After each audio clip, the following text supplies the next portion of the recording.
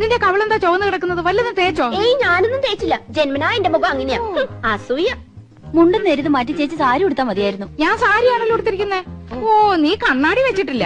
കണ്ണാടി വെച്ചില്ലേ നിനക്ക് ഒരുപാട് പ്രായം തോന്നിക്കും. ഓ, അങ്ങ് തോന്നിച്ചോട്ടെ. ചേച്ചിക്ക് ഞങ്ങളെക്കാൾ പ്രായ കൂടുതലില്ലേ? മുണ്ടും നേരിത് മതിയായിരുന്നു. അതാ സെറ്റപ്പ്. സെറ്റപ്പ് അല്ല ഗെറ്റപ്പാ. ഓ പിന്നെ അയ്യേ, ഇത് തിരുപ്പനാണെന്ന് ഒറ്റ നോട്ടത്തിൽ അറിയാം. ഞാൻ അങ്ങ് സഹിച്ചു. ചേട്ടൻ പറഞ്ഞല്ലോ എന്റെ ഉയരത്തിന് ശരീരം പിടിക്കും, ഇതാണ് മാച്ചസ് എന്ന്.